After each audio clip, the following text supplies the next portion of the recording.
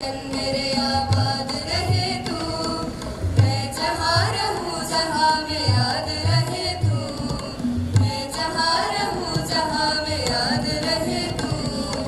ऐ वतन मेरे वतन, ऐ वतन मेरे वतन, तू ही मेरी मंजिल है पहचान तुझी से, तू ही मेरी मंजिल है पहचान तुझी से।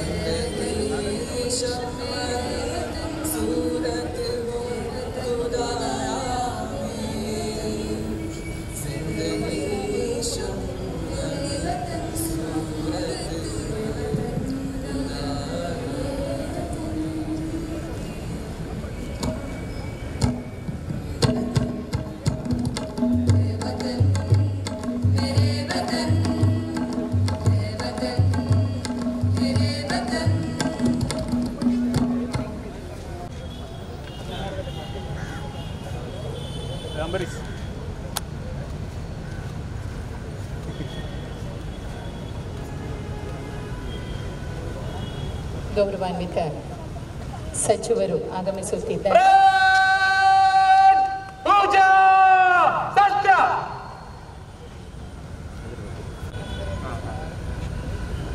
ಎಲ್ಲರೂ ವಂದನಾ ಶಾಸ್ತ್ರ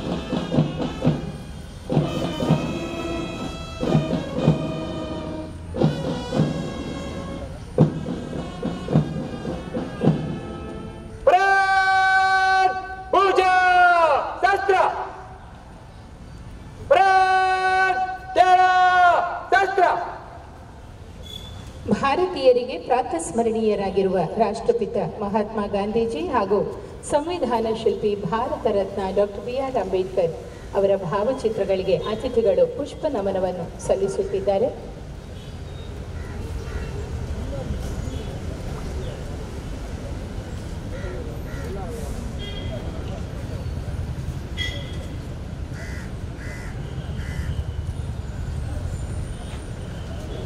ಮುಂದಕ್ಕೆ ಕೆನರಾ ಪ್ರೌಢಶಾಲೆ ಮಂಗಳೂರು ಇಲ್ಲಿನ ಸಂಗೀತ ಶಿಕ್ಷಕಿ ರಚನಾ ಕಾಮತಿಯವರ ನಿರ್ದೇಶನದಲ್ಲಿ ವಿದ್ಯಾರ್ಥಿಗಳ ಬಳಗವು ರಾಷ್ಟ್ರಕವಿ ಕುವೆಂಪು ವಿರಚಿತ ಕರ್ನಾಟಕದ ನಾಡಗೀತೆ ಮತ್ತು ರೈತ ಗೀತೆಗಳನ್ನು ಪ್ರಸ್ತುತಪಡಿಸಲಿದೆ.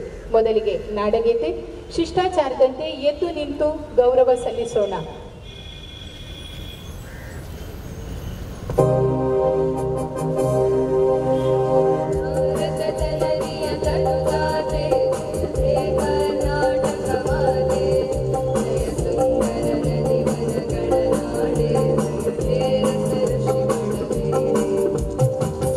ದೇವಿಯ ಮಗುಟದ ನವಮಣಿಯೇ ಗಂಧದ ಚಂದದ ಹೊಂದಿ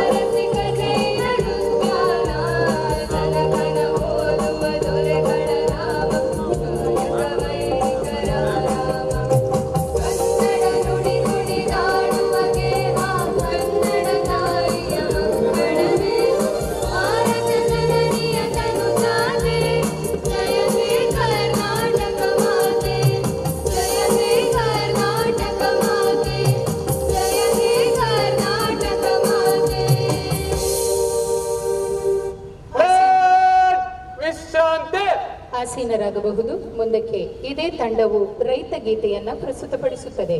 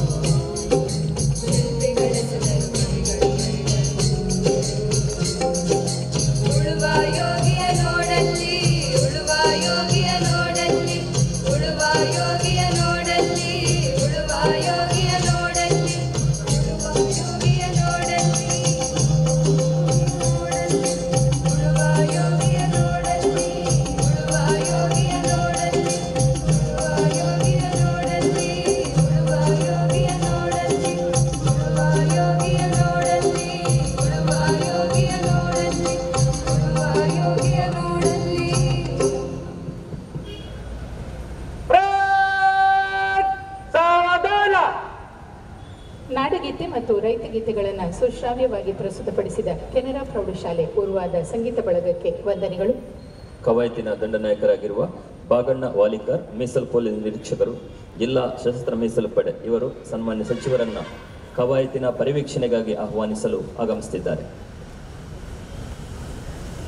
ಮಾನ್ಯರೇ, ಸ್ವತಂತ್ರ ದಿನಾಚರಣೆಯ ಕವಾಯತಿನಲ್ಲಿ 14 ತುಕಡಿಗಳು ಭಾಗವಹಿಸಿದ್ದು ಕವಾಯತು ತಮ್ಮ ಪರಿವೀಕ್ಷಣೆಗೆ ಸಜ್ಜಾಗಿದೆ. ಸಚಿವರು ದಂಡನಾಯಕರ ಆಹ್ವಾನವನ್ನು ಸ್ವೀಕರಿಸಿ ತೆರೆದ ವಾಹನದಲ್ಲಿ ದಂಡನಾಯಕರೊಂದಿಗೆ ಕವಾಯತಿನ ಪರಿವೀಕ್ಷಣೆಗಾಗಿ ತೆರಳುತ್ತಿದ್ದಾರೆ. ಕರಾವಳಿ ಭಾಗದ ಸ್ವಾತಂತ್ರ್ಯ ಪೂರ್ವ ಮತ್ತು ಸಂಚಾರಿ ಪೊಲೀಸರನ್ನು ಶ್ರೀ ಮನೋಹರ ಪ್ರಸಾದ್ ಪೊಲೀಸ್ ಉಪನಿರೀಕ್ಷಕರು ಗೌರವ ರಕ್ಷೆಯನ್ನು ಸಲ್ಲಿಸುತ್ತಿದ್ದಾರೆ.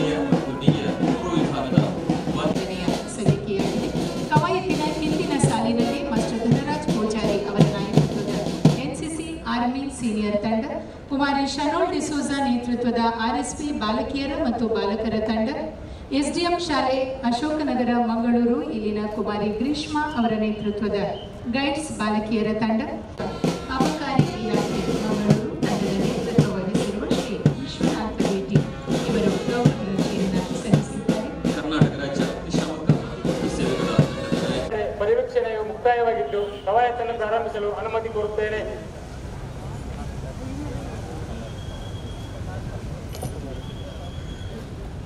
ಕವಾಯತಿನ ಪ್ರಾರಂಭಕ್ಕೆ ಅನುಮತಿಯನ್ನು ಪಡೆದುಕೊಂಡು ಪರೇಡ್ ದಂಡನಾಯಕರು ಮುಂಭಾಗಕ್ಕೆ ತೆರಳುತ್ತಿದ್ದಾರೆ. ಇಲ್ಲಿನ ಸ್ಕೌಟ್ಸ್ ಬಾಲಕರ ತಂಡ ಕುಮಾರಿ ಅಕ್ಕ ಮಹಾದೇವಿ ಅವರನ್ನ ನಾಯಕಿಯಾಗಿ ಉಳ್ಳ ಮುಲ್ಲಕಾಡು ಸರ್ಕಾರಿ ಪ್ರಾಥಮಿಕ ಮತ್ತು ಪ್ರೌಢಶಾಲೆಯ ಭಾರತ ಸೇವಾದಳ ತಂಡ, ಹೀಗೆ ಒಟ್ಟು 5 ವಿದ್ಯಾರ್ಥಿ ತಂಡಗಳು ಸಮಾವೇಶಗೊಂಡಿದ್ದು ಗೌರವಾನ್ವಿತ ಅತಿಥಿಯವರಿಗೆ ಗೌರವವನ್ನ ಸಲ್ಲಿಸಿದ್ದಾರೆ.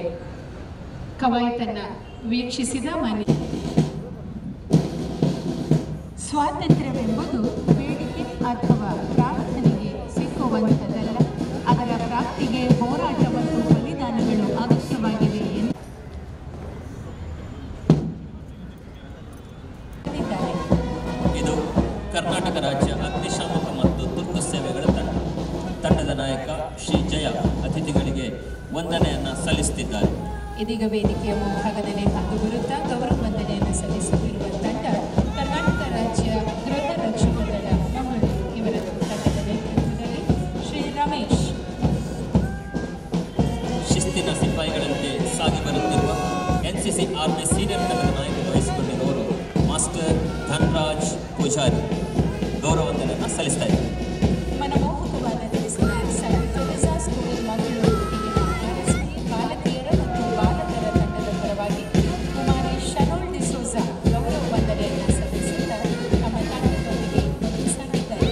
ಎಸ್ಡಿಎಂ ಸ್ಕೂಲ್ ಅಶೋಕನಗರ ಇಲ್ಲಿನ ಗೈಡ್ಸ್ ಬಾಲಕಿಯರ ತಂಡ ಕುಮಾರಿ ಗ್ರೀಷ್ಮಾ ಗೌರವ ವಂದನೆ ಸಲ್ಲಿಸ್ತಾ ಇದ್ದಾರೆ. ಶಾರದಾ ವಿದ್ಯಾಲಯ ಕೊಡಿಯಾಲಯ ಮಂಗಳೂರು ಇಲ್ಲಿನ ಸ್ಕೌಟ್ಸ್ ಬಾಲಕರ ತಂಡದ ನೇತೃತ್ವದಲ್ಲಿರುವ ಕುಮಾರ ಕೌಶಲ್ ತಂಡದ ಪರವಾಗಿ ಗೌರವ ವಂದನೆಯನ್ನು ಸಲ್ಲಿಸುತ್ತಿದ್ದಾರೆ. ಮುಲ್ಲಕಾಡು ಸರ್ಕಾರಿ ಪ್ರಾಥಮಿಕ ಮತ್ತು ಪ್ರೌಢಶಾಲೆಯ ಭಾರತ ಸೇವಾದಳ ತಂಡದ ನಾಯಕಿ ಕುಮಾರಿ ಅಕ್ಕ ಮಹಾದೇವಿ ವಂದನೆಯ ಗೌರವವನ್ನು ಸಲ್ಲಿಸುತ್ತಾ ಮುನ್ನಡೆದಿದ್ದಾರೆ. ಪಥ ಸಂಚಲನದ ಕೊನೆಯಲ್ಲಿ ಕರ್ನಾಟಕ ರಾಜ್ಯ ಮೀಸಲು ಪೊಲೀಸ್ ಸಹಾಯಕ ಮೀಸಲು ಉಪನಿರೀಕ್ಷಕ ಬ್ಯಾಂಕ್ ಮಾಸ್ಟರ್ ಶ್ರೀ ಬಾಬು ಇವರ ನಿರ್ದೇಶನದಲ್ಲಿ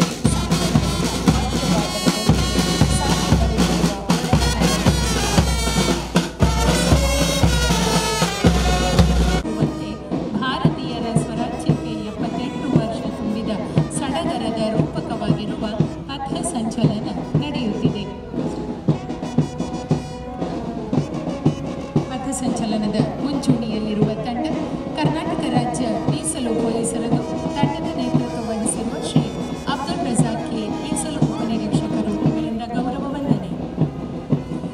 ಪರೇಡ್ನ ಎರಡನೇ ತಂಡ ಮಂಗಳೂರು ನಗರ ಸಶಸ್ತ್ರ ಮೀಸಲು ಪೊಲೀಸರದು. ತಂಡದ ನಾಯಕರಾದ ಶ್ರೀ ಮಹಂತೇಶ ವಿ ಮೀಸಲು ಉಪನಿರೀಕ್ಷಕರು ತಮ್ಮ ತಂಡದೊಂದಿಗೆ ಗೌರವ ವಂದನೆಯನ್ನು ಸಲ್ಲಿಸುತ್ತಿದ್ದಾರೆ. ಮುಂದಿನ ತಂಡ ದಕ್ಷಿಣ ಕನ್ನಡ ಜಿಲ್ಲಾ ಪೊಲೀಸರದ್ದು. ತಂಡದ ನಾಯಕರಾಗಿರುವ ಶ್ರೀ ಮಹೇಶ್ ಅವರು ಮೀಸಲು ಉಪನಿರೀಕ್ಷಕರು ಗೌರವ ವಂದನೆಯನ್ನು ಸಲ್ಲಿಸುತ್ತಿದ್ದಾರೆ. ನಮ್ಮ ಮುಂದೆ ಹಾದು ಬರುತ್ತಿರುವ ತಂಡ ನಾಗರಿಕ ಪೊಲೀಸ್ ಮಂಗಳೂರು ನಗರ ಶ್ರೀ ಸಂತೋಷ್ ಉಪನಿರೀಕ್ಷಕರು ಗೌರವ ವಂದನೆಯನ್ನು ಸಲ್ಲಿಸ್ತಾ ತಮ್ಮ ತಂಡವನ್ನು ಮುನ್ನಡೆಸ್ತಾ ಇದ್ದಾರೆ. ಮಂಗಳೂರು ನಗರ ಸಂಚಾರಿ ಪೊಲೀಸರ ತಂಡದ ನಾಯಕತ್ವ ವಹಿಸಿರುವ ಶ್ರೀ ಮನೋಹರ ಪ್ರಸಾದ್ ಪೊಲೀಸ್ ಉಪನಿರೀಕ್ಷಕರು ವಂದನೆಯ ಗೌರವ ನೀಡುತ್ತಾ ತಂಡವನ್ನು ಮುನ್ನಡೆಸುತ್ತಿದ್ದಾರೆ.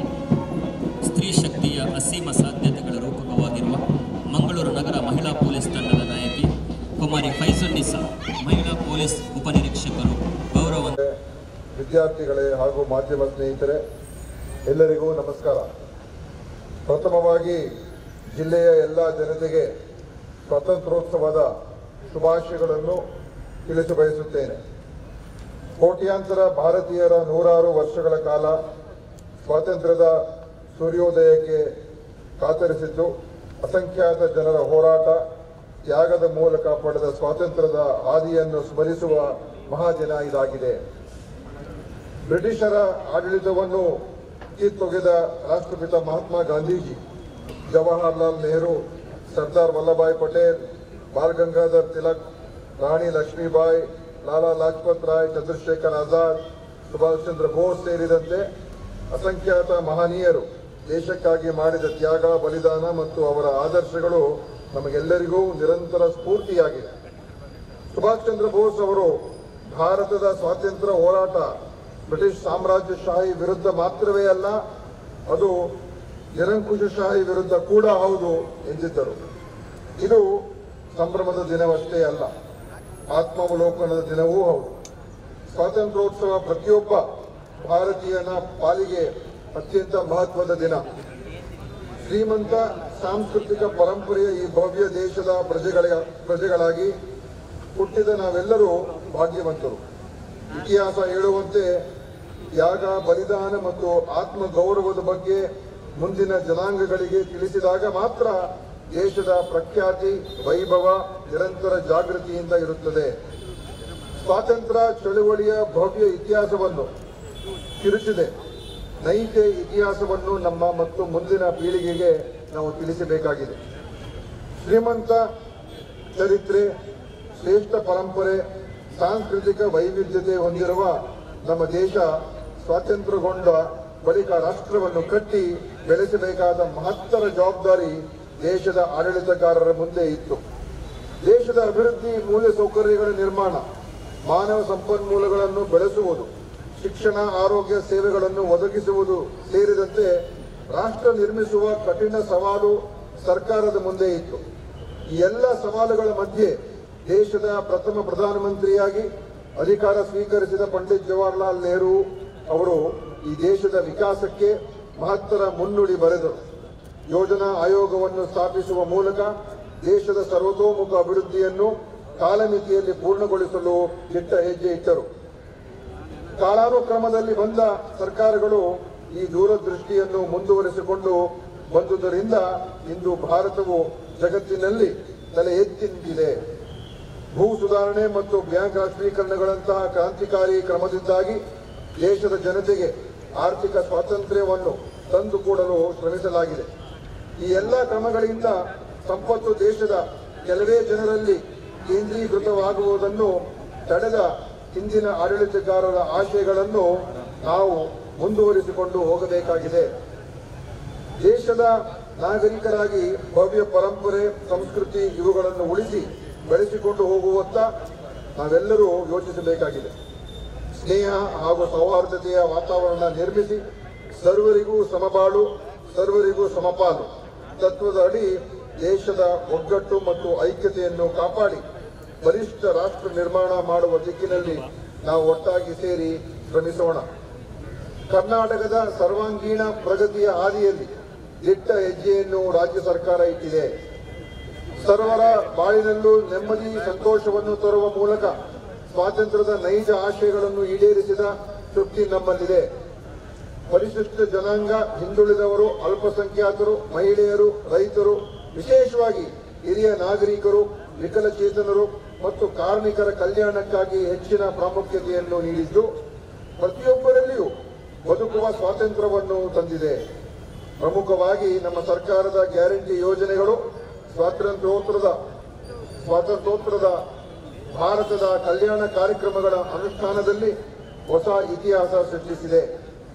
ಸರ್ಕಾರದ ಈ ಯೋಜನೆಗಳು ಜನಸಾಮಾನ್ಯರ ಜೀವನದಲ್ಲಿ ನೆಮ್ಮದಿ ನೀಡಿ ಅವರ ಆರ್ಥಿಕ ಸಂಕಟಗಳಿಗೆ ತಕ್ಕ ಮಟ್ಟಿಗೆ ಪರಿಹಾರ ನೀಡಿದೆ ಎಂಬುದೇ ನಮ್ಮಲ್ಲಿ ಸಾರ್ಥಕತೆ ಮೂಡಿಸಿದೆ. ಶಿಕ್ಷಣ, ವೈದ್ಯಕೀಯ, ಪ್ರವಾಸೋದ್ಯಮ, ಧಾರ್ಮಿಕತೆ ಸೇರಿದಂತೆ ಹಲವು ಕ್ಷೇತ್ರಗಳಲ್ಲಿ ಗುರುತಿಸಬಹುದಾದ ವೈಶಿಷ್ಟ್ಯತೆಯನ್ನು ಹೊಂದಿರುವ ನಮ್ಮ ಜಿಲ್ಲೆ ಸ್ವಾತಂತ್ರ್ಯ ಚಳುವಳಿಯಲ್ಲೂ ಸಹ ಗರಿಷ್ಠ ಕೊಡುಗೆ ನೀಡಿರುವುದು ಹೆಮ್ಮೆಯ ವಿಷಯವಾಗಿದೆ. ಕಡಲ ತಟಕ್ಕೆ ಸಾಗಿ ಬರುವ ಅಲೆಗಳೂ ಸಹ ಸ್ವಾತಂತ್ರ್ಯದ ಕಥನ ಹೇಳುವ ಹಿರಿಮೆ ನಮ್ಮದು ಎಂದು ಅಭಿಮಾನದಿಂದ ಹೇಳಬಹುದಾಗಿದೆ.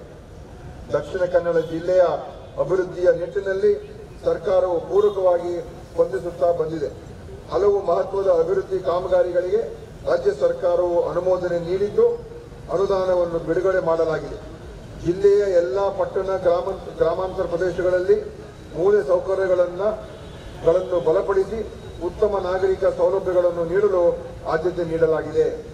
ಪ್ರಮುಖವಾಗಿ ರಾಜ್ಯ ಸರ್ಕಾರದ ಮಹತ್ವದ ಎಲ್ಲ 5 ಗ್ಯಾರಂಟಿ ಯೋಜನೆಗಳಿಗೆ ದಕ್ಷಿಣ ಕನ್ನಡ ಜಿಲ್ಲೆಯಿಂದ ಅಭೂತಪೂರ್ವ ಸ್ಪಂದನೆ ಸಿಕ್ಕಿರುತ್ತದೆ. ಕುಟುಂಬದ ಯಜಮಾನಿ ಮಹಿಳೆಗೆ ಪ್ರತಿ ತಿಂಗಳು ₹2,000 ನೀಡುವ ಗೃಹಲಕ್ಷ್ಮಿ ಯೋಜನೆ ಅಡಿಯಲ್ಲಿ ಜಿಲ್ಲೆಯಲ್ಲಿ 3.79 ಲಕ್ಷ ಮಹಿಳೆಯರಿಗೆ ಇದುವರೆಗೆ ಒಟ್ಟು ₹1,377 ಕೋಟಿ ಸಹಾಯಧನ ಮಂಜೂರಾಗಿರುತ್ತದೆ. ಅನ್ನಭಾಗ್ಯ ಯೋಜನೆ ಅಡಿಯಲ್ಲಿ 11.76 ಲಕ್ಷ ಮಂದಿ ಫಲಾನುಭವಿಗಳಿಗೆ ಪ್ರತಿ ಫಲಾನುಭವಿಗೆ ಗ್ಯಾರಂಟಿ ಯೋಜನೆಯಡಿ ಹೆಚ್ಚುವರಿಯಾಗಿ 5 ಕೆಜಿಯಂತೆ ಉಚಿತವಾಗಿ ಅಕ್ಕಿಯನ್ನು ನೀಡಲಾಗುತ್ತಿದೆ. ಗೃಹ ಜ್ಯೋತಿ ಯೋಜನೆಯಡಿ ದಕ್ಷಿಣ ಕನ್ನಡ ಜಿಲ್ಲೆಯಲ್ಲಿ 5.51 ಲಕ್ಷ ಫಲಾನುಭವಿಗಳು ಸೌಲಭ್ಯ ಪಡೆಯುತ್ತಿದ್ದು ಶೇಕಡ 98% ಪ್ರಗತಿ ಸಾಧಿಸಲಾಗಿದೆ. ಇದುವರೆಗೆ ₹789 ಕೋಟಿ ಮೊತ್ತವನ್ನು ರಾಜ್ಯ ಸರ್ಕಾರವು ಪಾವತಿಸಿದೆ. ಜಿಲ್ಲೆಯ ಕೋಟೆಕಾಡಿನಲ್ಲಿ 33/11 ಕೆವಿ ವಿದ್ಯುತ್ ಉಪಕೇಂದ್ರವನ್ನು ₹10 ಕೋಟಿ ವೆಚ್ಚದಲ್ಲಿ ಸ್ಥಾಪಿಸಲಾಗಿದೆ. ಧರ್ಮಸ್ಥಳ, ಬೆಳ್ತಂಗಡಿ, ವೇಣೂರು, ಕಕ್ಕಿಂಜೆ, ಕಲ್ಲಡ್ಕ, ಸವಣೂರು, ನೆಲ್ಯಾಡಿ, ಕುಂಬ್ರಾ ಮತ್ತು ನಂದಿಗುಡ್ಡ ಉಪಕೇಂದ್ರಗಳನ್ನು ₹17.8 ಕೋಟಿ ವೆಚ್ಚದಲ್ಲಿ ಉನ್ನತೀಕರಿಸಲಾಗಿದೆ. ಯುವ ನಿಧಿ ಯೋಜನೆಯಡಿ 5,283 ಯುವತಿಯರಿಗೆ ₹9.54 ಕೋಟಿ ಮೊತ್ತದ ಆರ್ಥಿಕ ನೆರವು ನೀಡುವ ಮೂಲಕ ಅವರ ಕಷ್ಟ ಕಾಲದಲ್ಲಿ ಕೈ ಹಿಡಿದು ನೆರವು ನೀಡಿದ ತೃಪ್ತಿ ನಮಗಿದೆ. ಶಕ್ತಿ ಯೋಜನೆಯಡಿ ದಕ್ಷಿಣ ಕನ್ನಡ ಜಿಲ್ಲೆ ವ್ಯಾಪ್ತಿಯಲ್ಲಿ 9.96 ಕೋಟಿ ಮಹಿಳಾ ಪ್ರಯಾಣಿಕರು ಸದುಪಯೋಗವನ್ನು ಪಡೆದುಕೊಂಡಿದ್ದು ಒಟ್ಟು ಪ್ರಯಾಣ ವೆಚ್ಚ ₹337 ಕೋಟಿ ಗಳಾಗಿರುತ್ತದೆ. ಲೋಕೋಪಯೋಗಿ ಇಲಾಖೆಯಿಂದ ಗುರುವಾಯನಕೆರೆ, ಉಪ್ಪಿನಂಗಡಿ, ಪುತ್ತೂರು ಹೆದ್ದಾರಿಯನ್ನು ₹13 ಕೋಟಿ ವೆಚ್ಚದಲ್ಲಿ ಅಭಿವೃದ್ಧಿಪಡಿಸಲಾಗುತ್ತಿದೆ. ಅದೇ ರೀತಿ ಸುಬ್ರಹ್ಮಣ್ಯ, ಮಂಜೇಶ್ವರ ರಸ್ತೆ, ಕಡೂರ್, ಕೈಂಗಾಳ ರಸ್ತೆ, ಸೂರತ್ಕಲ್, ಕಬಕ ರಸ್ತೆಗಳ ಆಯ್ದ ಭಾಗಗಳಲ್ಲಿ ದ್ವಿಪಥ ಸೇತುವೆ ಅಗಲೀಕರಣ, ಎಚ್ಚರಿಸುವಿಕೆ ಮತ್ತಿತರ ಅಭಿವೃದ್ಧಿ ಕಾಮಗಾರಿಗಳನ್ನು ಕೈಗೆತ್ತಿಕೊಳ್ಳಲಾಗಿದೆ. ಇದಲ್ಲದೆ ಪ್ರಮುಖ ಜಿಲ್ಲಾ ರಸ್ತೆಗಳಲ್ಲಿ ಸಂಚಾರ ದಟ್ಟಣೆ ಇರುವ ಪ್ರದೇಶಗಳಲ್ಲಿ ರಸ್ತೆ ಅಗಲೀಕರಣ ಮತ್ತು ಹಾನಿಯಾದ ರಸ್ತೆಗಳ ಅಭಿವೃದ್ಧಿಯನ್ನು ಪೂರ್ಣಗೊಳಿಸಲಾಗಿದೆ. ಕಡಬ ತಾಲೂಕಿನ ರಾಜ್ಯ ಹೆದ್ದಾರಿಯಲ್ಲಿ ದರ್ಪಣ ತೀರ್ಥ ನದಿಗೆ ₹4.5 ಕೋಟಿ ವೆಚ್ಚದಲ್ಲಿ ಸೇತುವೆ ಮರು ನಿರ್ಮಾಣ, ಪುತ್ತೂರು ತಾಲೂಕಿನ ದೇವಸ್ಯ ಎಂಬಲ್ಲಿ 2.5 ಕೋಟಿ ವೆಚ್ಚದಲ್ಲಿ ಸೇತುವೆ ಅಗಲೀಕರಣ, ಅಶ್ವತ್ಪುರ ಮಿಜಾರು ಸೇತುವೆ ₹9 ಕೋಟಿ ವೆಚ್ಚದಲ್ಲಿ ನಿರ್ಮಾಣ, ಅಡ್ಡರು ಕೊಳಲಿ ಸೇತುವೆ ₹6.10 ಕೋಟಿ ವೆಚ್ಚದಲ್ಲಿ ಪುನಶ್ಚೇತನ, ಪರಾರಿ ಉಳಾಯಿಬೆಟ್ಟು ಮಲ್ಲೂರು ಮುಖ್ಯ ರಸ್ತೆಯಲ್ಲಿ ₹4.95 ಕೋಟಿ ವೆಚ್ಚದಲ್ಲಿ ಸೇತುವೆ ನಿರ್ಮಾಣ ಮುಂತಾದ ಕಾಮಗಾರಿಗಳು ಪ್ರಗತಿಯಲ್ಲಿದೆ. ಮುಖ್ಯವಾಗಿ ಉಳ್ಳಾಲ ಕೋಟೆಪುರದಿಂದ ಮಂಗಳೂರು ನಗರದ ಸಂಪರ್ಕಕ್ಕೆ ಕೋಲಾರದವರೆಗೆ ₹200 ಕೋಟಿ ವೆಚ್ಚದಲ್ಲಿ ನೂತನ ಬೃಹತ್ ಸೇತುವೆ ಹಾಗೂ ಬಂಟ್ವಾಳ ತಾಲೂಕು ಸಜಿಪ ನಡು ಮತ್ತು ತುಂಬೆ ಗ್ರಾಮದ ಮಧ್ಯೆ ನೇತ್ರಾವತಿ ನದಿಗೆ ₹60 ಕೋಟಿ ವೆಚ್ಚದಲ್ಲಿ ಸೇತುವೆ ನಿರ್ಮಾಣಕ್ಕೆ ರಾಜ್ಯ ಸರ್ಕಾರ ಅನುಮೋದನೆ ನೀಡಿದೆ. ಈ 2 ಸೇತುವೆಗಳ ನಿರ್ಮಾಣದಿಂದ ಈ ಎಲ್ಲಾ ಪ್ರದೇಶಗಳ ಅಭಿವೃದ್ಧಿ ಹಾಗೂ ಜನಸಂಚಾರದಲ್ಲಿ ಮಹತ್ವದ ಬದಲಾವಣೆಯಾಗಲಿದೆ. ಮುಖ್ಯಮಂತ್ರಿಗಳ ಅಮೃತ್ ನಗರೋತ್ಥಾನ ಹಂತ 4 ಯೋಜನೆಯಡಿ ದಕ್ಷಿಣ ಕನ್ನಡ ಜಿಲ್ಲೆಯ 13 ನಗರ ಸ್ಥಳೀಯ ಸಂಸ್ಥೆಗಳಿಗೆ ಒಟ್ಟು ₹110 ಕೋಟಿ ಮಂಜೂರಾಗಿದ್ದು ಈ ಪೈಕಿ 144 ಕಾಮಗಾರಿಗಳು ಪೂರ್ಣಗೊಂಡಿವೆ. ಬಡ ಜನರಿಗೆ ಅಗ್ಗದ ದರದಲ್ಲಿ ಉಪಹಾರ ಒದಗಿಸುವ ಮಹತ್ವಾಕಾಂಕ್ಷಿ ಇಂದಿರಾ ಕ್ಯಾಂಟೀನ್ ಯೋಜನೆಯಡಿ ಜಿಲ್ಲೆಯಲ್ಲಿ 19 ಕ್ಯಾಂಟೀನ್ಗಳು ಮಂಜೂರಾಗಿವೆ. ಸ್ಥಳೀಯರ ಅವಶ್ಯಕತೆಗೆ ಅನುಗುಣವಾಗಿ ಹೊಸ ಮೆನುವಿನಂತೆ ಆಹಾರ ಸರಬರಾಜು ಮಾಡಲಾಗುತ್ತಿದೆ. ಹೊಸದಾಗಿ ಇನ್ನೂ 7 ಕ್ಯಾಂಟೀನ್ಗಳನ್ನು ಪ್ರಾರಂಭಿಸುವ ಪ್ರಕ್ರಿಯೆ ನಡೆಯುತ್ತಿದೆ. ಬಡ ಕುಟುಂಬಗಳಿಗೆ ಮನೆ ಒದಗಿಸುವ ಯೋಜನೆಯಲ್ಲಿ ಸ್ವಂತ ನಿವೇಶನದಲ್ಲಿ ಮನೆ ನಿರ್ಮಾಣ ಮಾಡಲು ಈವರೆಗೆ ಜಿಲ್ಲೆಯ ಪಟ್ಟಣ ಪ್ರದೇಶಗಳಲ್ಲಿ 3,541 ಫಲಾನುಭವಿಗಳನ್ನು ಆಯ್ಕೆ ಮಾಡಲಾಗಿದ್ದು, ಈ ಪೈಕಿ 2,969 ಮನೆಗಳು ಪೂರ್ಣಗೊಂಡಿವೆ.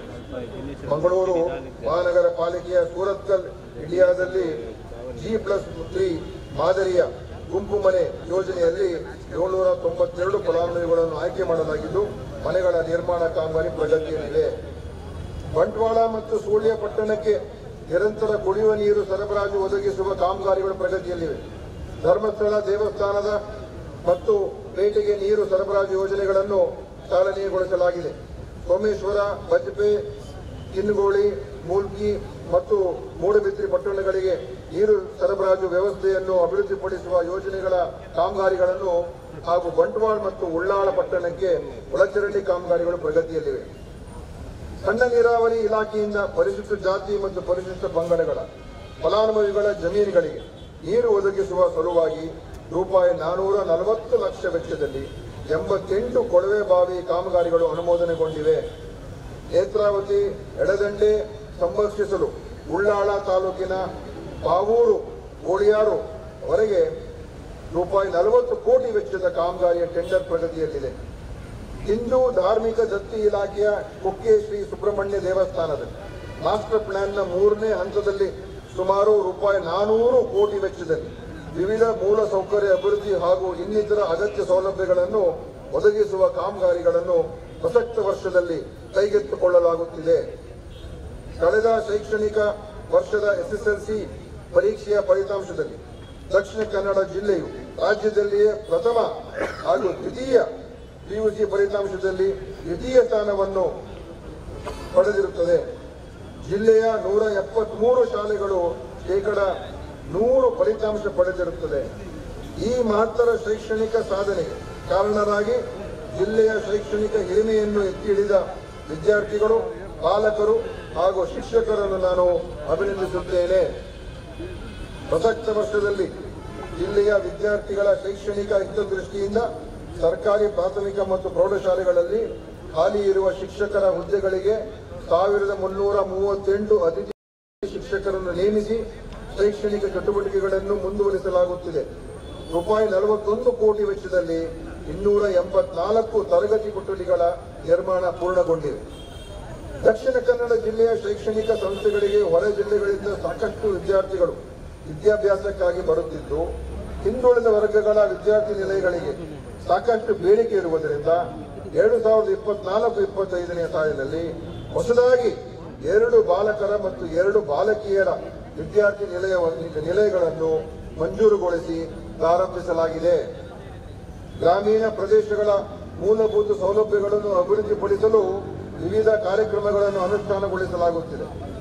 ಜಲ್ ಜೀವನ್ ಮಿಷನ್ ಯೋಜನೆಯಡಿ ಅಲಂಕಾರು, ಅಳಿಕೆ, ಕುಟ್ರುಪ್ಪಾಡಿ, ಮೂಡಬಿದ್ರೆ, ಕುಳಾಯಿಬೆಟ್ಟು, ಇಳಂತಿಲ ಹಾಗೂ ಉಳ್ಳಾಳ, ಕೋಟೆಕಾರು ಹೀಗೆ ಒಟ್ಟು 7 ಬಹುಗ್ರಾಮ ಕುಡಿಯುವ ನೀರಿನ ಯೋಜನೆಗಳು ಪ್ರಗತಿಯಲ್ಲಿವೆ.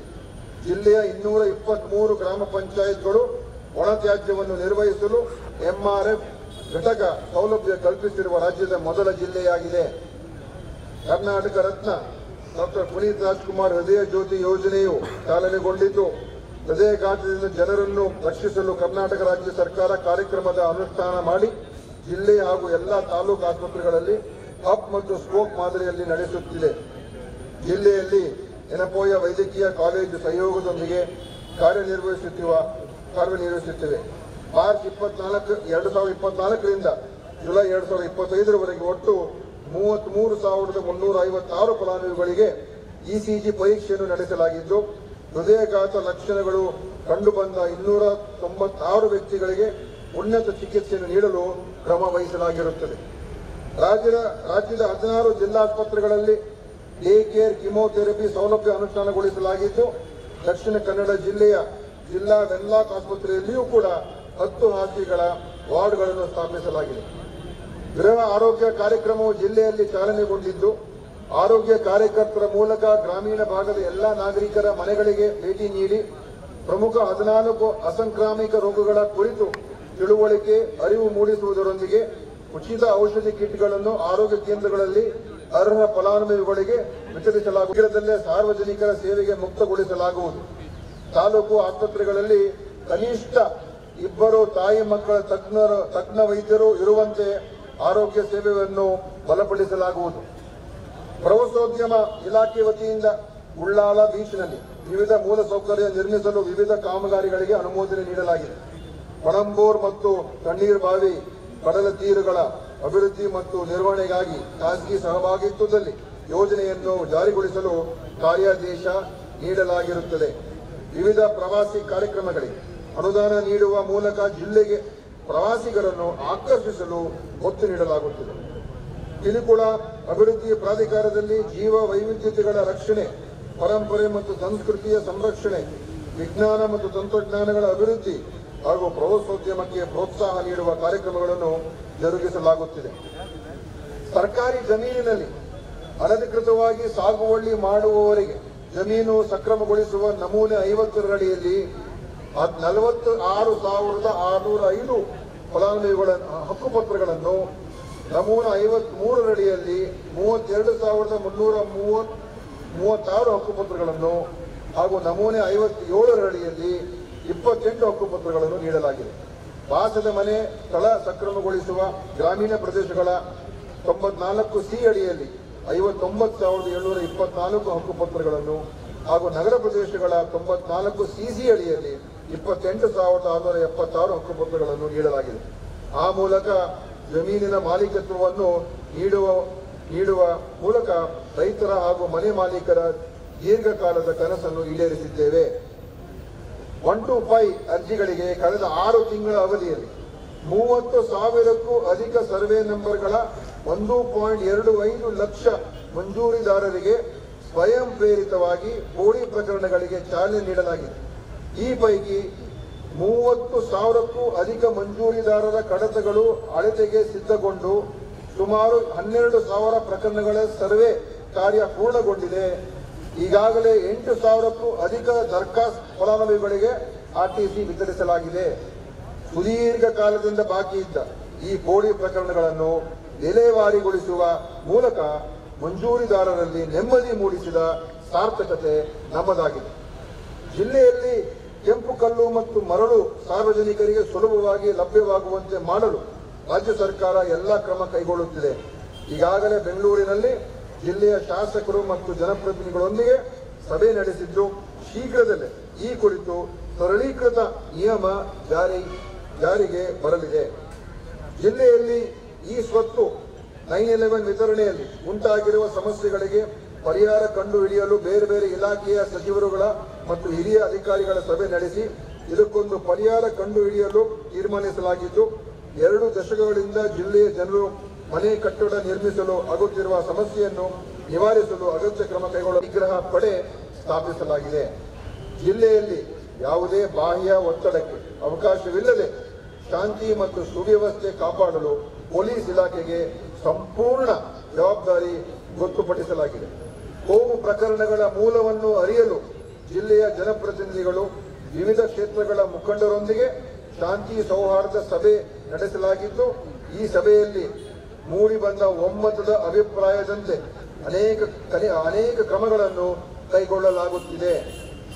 ಜಿಲ್ಲೆಯಲ್ಲಿ ಶಾಂತಿ ಮತ್ತು ಸುವ್ಯವಸ್ಥೆ ಕಾಪಾಡಲು ದೇವಸ್ಥಾನ, ಮಸೀದಿ, ಚರ್ಚ್ಗಳ ಧಾರ್ಮಿಕ ಮುಖಂಡರು ತಮ್ಮ ತಮ್ಮ ಧಾರ್ಮಿಕ ಕೇಂದ್ರಗಳಲ್ಲಿ ಜನರಿಗೆ ತಿಳುವಳಿಕೆ ನೀಡಬೇಕು. ಸಾಮರಸ್ಯದಿಂದ ಅಭಿವೃದ್ಧಿ ಸಾಧ್ಯ ಎಂಬುದನ್ನು ಸಮಾಜದ ಜನರಿಗೆ ಮನದಟ್ಟು ಮಾಡಬೇಕಾಗಿದೆ. ಕಲೆ, ನಾಟಕ, ಯಕ್ಷಗಾನ ಕ್ಷೇತ್ರಗಳಲ್ಲೂ ಸಹ ಸಾಮರಸ್ಯ ಸಂದೇಶ ಸಾರುವತ್ತ ಕಲಾವಿದರು ಹೆಚ್ಚಿನ ಗಮನ ಹರಿಸಬೇಕು. ಹಿಂಸೆಗೆ ಅವಕಾಶ ನೀಡದೆ ಜಿಲ್ಲೆಯ ಸರ್ವತೋಮುಖ ಅಭಿವೃದ್ಧಿಗೆ ಎಲ್ಲರೂ ಕೈ ಜೋಡಿಸಬೇಕು. ದೇಶದ ಸ್ವಾತಂತ್ರ್ಯಕ್ಕಾಗಿ ತ್ಯಾಗ ಬಲಿದಾನ ಮಾಡಿದ ಎಲ್ಲ ಮಹಾನ್ ಚೇತನಗಳಿಗೂ ನಮನ ಸಲ್ಲಿಸುವುದು ಪ್ರತಿಯೊಬ್ಬ ಭಾರತೀಯನ ಕರ್ತವ್ಯ. ದೇಶಕ್ಕಾಗಿ ಹೋರಾಡಿದ ಎಲ್ಲ ಮಹಾನ್ ವ್ಯಕ್ತಿಗಳ ಆದರ್ಶ ನಮ್ಮ ಯುವ ಪೀಳಿಗೆಯಲ್ಲಿ ಮೇಳೈಸಬೇಕಿದೆ. ನಮ್ಮ ದೇಶ ಚೈತನ್ಯಯುತ ಅಭಿವೃದ್ಧಿ ಅಭಿವೃದ್ಧಿಶೀಲ ರಾಷ್ಟ್ರವಾಗಬೇಕಾದರೆ ನಮ್ಮಲ್ಲಿ ಭಾರತೀಯತೆ, ದೇಶದ ಭವ್ಯತೆ, ದಿವ್ಯತೆ ಮತ್ತು ಪಾವಿತ್ರ್ಯತೆಗಳ ಅರಿವು, ದೇಶ ಪ್ರೇಮ, ದೇಶ ಭಕ್ತಿ ಉಕ್ಕಿ ಹರಿಯಬೇಕು. ರಾಷ್ಟ್ರದ ಹೆಮ್ಮೆ ಮತ್ತು ಗೌರವದ ಪ್ರತೀಕವಾಗಿರುವ ಭಾರತೀಯರ ಭರವಸೆ ಮತ್ತು ಆಶೋತ್ತರಗಳನ್ನು ಪ್ರತಿನಿಧಿಸುವ ಹಾಗೂ ನಮ್ಮ ಸ್ವಾತಂತ್ರ್ಯ ಮತ್ತು ಸಾರ್ವಭೌಮತೆಯ ಸಾಕಾರ ರೂಪವಾಗಿರುವ ನಮ್ಮ ರಾಷ್ಟ್ರಧ್ವಜಕ್ಕೆ ಗೌರವಿಸಬೇಕಾದದ್ದು ನಮ್ಮೆಲ್ಲರ ಕರ್ತವ್ಯ. ಒಂದು ಪೀಳಿಗೆ ಸ್ವಾತಂತ್ರ್ಯಕ್ಕಾಗಿ ಅವಿಶ್ರಾಂತವಾಗಿ ಹೋರಾಡಿತು. ಅವರ ತ್ಯಾಗಗಳನ್ನು ನೆನಪಿಸಿ ಹೆಮ್ಮೆ ಪಡುವ ರಾಷ್ಟ್ರವನ್ನು ನಿರ್ಮಿಸಲು ನಾವು ಶ್ರಮಿಸಬೇಕು. ವೈವಿಧ್ಯತೆಯನ್ನು ಉಳಿಸಿಕೊಂಡು ಏಕತೆಯೊಂದಿಗೆ ಸಾಗಬೇಕಿದೆ. ರಾಷ್ಟ್ರದ ಬೆಳವಣಿಗೆ ಮತ್ತು ಅಭಿವೃದ್ಧಿಗೆ ಕೊಡುಗೆ ನೀಡುವ ಯಾವುದೇ ಅವಕಾಶವನ್ನು ನಾವು ಬಿಟ್ಟುಕೊಡಬಾರದು. ಜವಾಬ್ದಾರಿಯುತ ನಾಗರಿಕರಾಗಿ ದೇಶದ ಉಜ್ವಲ ಭವಿಷ್ಯಕ್ಕಾಗಿ ಕೆಲಸ ಮಾಡಲು ಪ್ರತಿಜ್ಞೆ ಮಾಡೋಣ. ನಮ್ಮ ಪರಂಪರೆಯನ್ನು ಗೌರವಿಸಿ ಶ್ರೇಷ್ಠತೆಗಾಗಿ ಶ್ರಮಿಸೋಣ. ಇಂದಿನ ಸ್ವಾತಂತ್ರ್ಯ ದಿನಾಚರಣೆ ನಮಗೆಲ್ಲ ಸ್ಫೂರ್ತಿ ನೀಡಲಿ ಎಂದು ಹಾರೈಸುತ್ತಾ ಈ ಸುಂದರ ಸಂದರ್ಭದಲ್ಲಿ ಮತ್ತೊಮ್ಮೆ ತಮ್ಮೆಲ್ಲರಿಗೂ ಸ್ವಾತಂತ್ರ್ಯೋತ್ಸವದ ಶುಭ ಹಾರೈಸಿ ನನ್ನ ಮಾತುಗಳನ್ನು ಮುಗಿಸುತ್ತೇನೆ.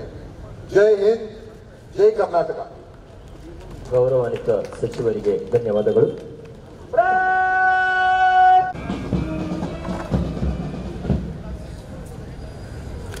ಮುಂದಕ್ಕೆ ಎಸ್ಎಸ್ಎಲ್ಸಿ ಮತ್ತು ಪಿಯುಸಿ ಪರೀಕ್ಷೆಗಳಲ್ಲಿ ಅತ್ಯುತ್ತಮ ಅಂಕಗಳನ್ನು ಪಡೆದ ನಮ್ಮ ಜಿಲ್ಲೆಯ ಅಲ್ಪಸಂಖ್ಯಾತ ವಿದ್ಯಾರ್ಥಿಗಳನ್ನು ಸನ್ಮಾನಿಸಿ ಅಭಿನಂದಿಸುವ ಪ್ರಕ್ರಿಯೆ ನಡೆಯಲಿದೆ. ಒಟ್ಟು 6 ವಿದ್ಯಾರ್ಥಿಗಳು ಸ್ವಾತಂತ್ರ್ಯೋತ್ಸವ ಆಚರಣೆಯ ಈ ವೇದಿಕೆಯಲ್ಲೀಗ ಕಲಿಕಾ ಪ್ರಾವೀಣ್ಯತೆಗಾಗಿ ಸನ್ಮಾನವನ್ನು ಸ್ವೀಕರಿಸಲಿದ್ದಾರೆ.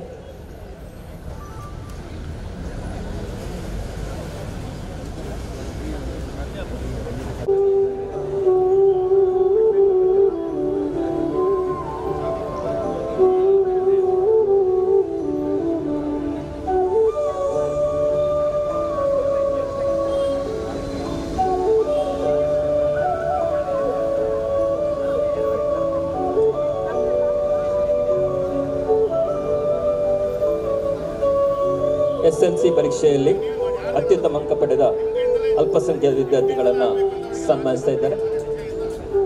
ಹಾಗೆಯೇ ದ್ವಿತೀಯ ಪಿಯುಸಿಯಲ್ಲಿ ಅತ್ಯುತ್ತಮ ಸಾಧನೆ ಮಾಡಿದವರು ಆಯಿಷಾ ಏನಪ್ಪಯ್ಯ ಪದವಿಪೂರ್ವ ಕಾಲೇಜ್ ಜಪ್ಪಿನಮೊಗರು, ಮೊಹಮ್ಮದ್ ಸುಹೇಲ್ ಏನಪ್ಪಯ್ಯ ಪದವಿಪೂರ್ವ ಕಾಲೇಜ್ ಜಪ್ಪಿನಮೊಗರು ಹಾಗೂ ಮೊಹಮ್ಮದ್ ಸಿನಾನ್ ತುಂಬೆ ಪದವಿಪೂರ್ವ ಕಾಲೇಜ್ ತುಂಬೆ.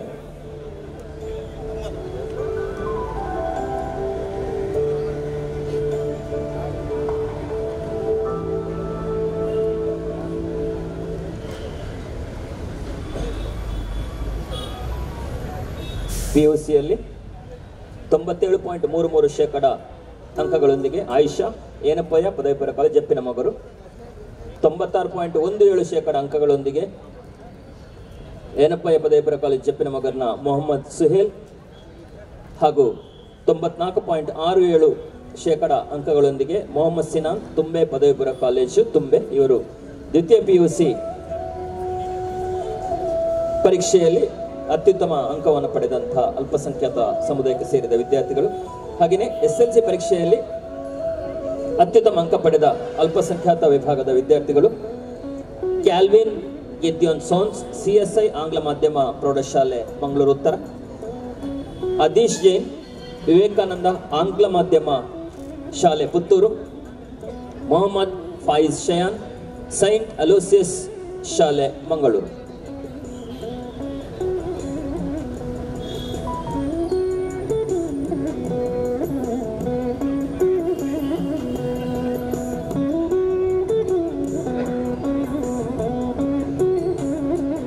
ಸಾಧನೆಯನ್ನ ಗೈದಂತಹ 6 ವಿದ್ಯಾರ್ಥಿಗಳಿಗೆ ಕೂಡ ಶಾಲು, ಪೇಟ, ಹಾರ ಹಾಗೂ ಪ್ರಶಸ್ತಿ ಪತ್ರದೊಂದಿಗೆ ಗೌರವಿಸಿದ್ದಾರೆ. ಅಭಿನಂದನೆಗಳು. ತಮ್ಮೆಲ್ಲರೊಂದು ಜೋರಾದ ಚಪ್ಪಾಳೆಯೊಂದಿಗೆ ಈ ವಿದ್ಯಾರ್ಥಿಗಳನ್ನ ಅಭಿನಂದಿಸೋಣ.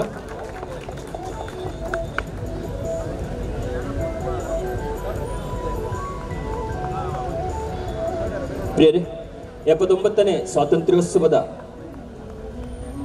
ಪಥಸಂಚಲನದಲ್ಲಿ ಅತ್ಯುತ್ತಮವಾಗಿ ಪಥಸಂಚಲನ ನಡೆಸಿದಂತಹ ವಿದ್ಯಾರ್ಥಿ ತಂಡಗಳಿಗೆ ಪ್ರತಿ ವರ್ಷ ಕೂಡ ರೋಲಿಂಗ್ ಶೀಲ್ಡ್ ನೀಡಿ ಗೌರವಿಸ್ತಾ ಇದ್ದೇವೆ. ಪ್ರಥಮ ಸ್ಥಾನ ಮತ್ತು ದ್ವಿತೀಯ ಸ್ಥಾನ 2 ತಂಡಗಳಿಗೆ ನೀಡಲಾಗ್ತದೆ. ಈ ಬಾರಿಯ ಆಕರ್ಷಕ ಪಥಸಂಚಲನದಲ್ಲಿ ಅತ್ಯುತ್ತಮ ಸಾಧನೆಗಿದ್ದ ಪ್ರಥಮ ಮತ್ತು ದ್ವಿತೀಯ ಸ್ಥಾನಿಗಳ ಫಲಿತಾಂಶವನ್ನ ಇದೀಗ ನಾವು ಘೋಷಣೆ ಮಾಡಲಿಕ್ಕೆ ಇದ್ದೇವೆ. ದಯವಿಟ್ಟು ಪ್ಲಾಟೂನ್ ಕಮಾಂಡರ್ ಅವರು ಬಂದು ರೋಲಿಂಗ್ ಶೀಲ್ಡ್ಗಳನ್ನು ಪಡ್ಕೋಬೇಕು. ಪ್ರಥಮ ಸ್ಥಾನ ಭಾರತ್ ಸೇವಾದಳ ತಂಡ, ಕುಮಾರಿ ಅಕ್ಕ ಮಹಾದೇವಿ, ಪ್ಲಾಟೂನ್ ಕಮಾಂಡರ್. ಭಾರತ ಸೇವಾದಳ ಸರ್ಕಾರಿ ಪ್ರಾಥಮಿಕ ಮತ್ತು ಪ್ರೌಢಶಾಲೆ ಮುಲ್ಲಕಾಡು ಇಲ್ಲಿನ ವಿದ್ಯಾರ್ಥಿಗಳ ಭಾರತ ಸೇವಾದಳ ತಂಡದ ನಾಯಕಿ ಅಕ್ಕ ಮಹಾದೇವಿ ಮತ್ತು ಜೊತೆಗಾತಿಯರು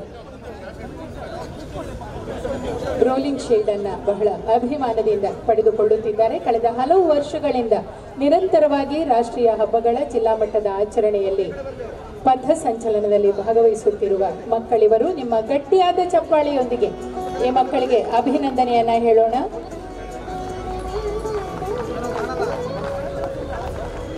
ಕುಮಾರಿ ಅಕ್ಕ ಮಹಾದೇವಿ ಪ್ಲಾಟೂನ್ ಕಮಾಂಡರ್ ಆಗಿರುವಂತಹ ಭಾರತ್ ಸೇವಾದಳ ಸರ್ಕಾರಿ ಪ್ರಾಥಮಿಕ ಶಾಲೆ ಮುಲ್ಲಕಾಡು ಹಾಗೂ ಸರ್ಕಾರಿ ಪ್ರೌಢಶಾಲೆ ಮುಲ್ಲಕಾಡು ಇಲ್ಲಿನ ವಿದ್ಯಾರ್ಥಿಗಳ ತಂಡ ಇದು. ಇವರಿಗೆ ವಿಶೇಷವಾದ ಅಭಿನಂದನೆಗಳು ಹಾಗೂ ಶುಭಾಶಯಗಳು.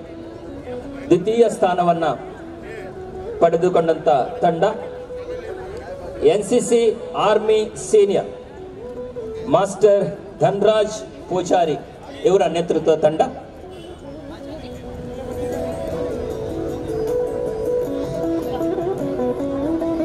ನೇ ಸ್ವಾತಂತ್ರ್ಯೋತ್ಸವದ ಪಥ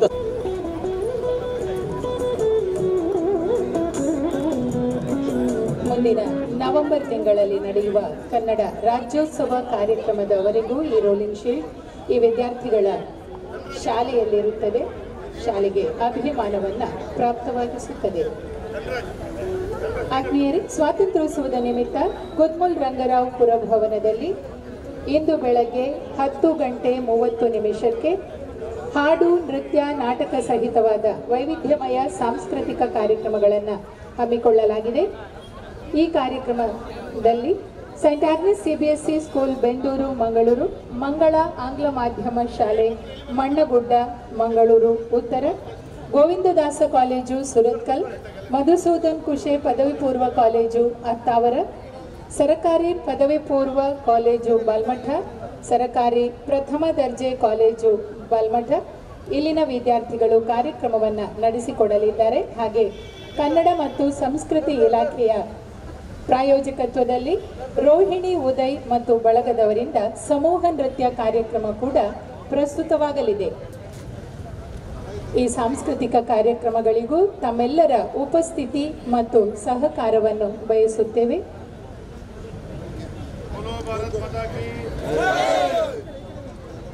6 ವಿದ್ಯಾರ್ಥಿಗಳನ್ನ ಸನ್ಮಾನಿಸಿದ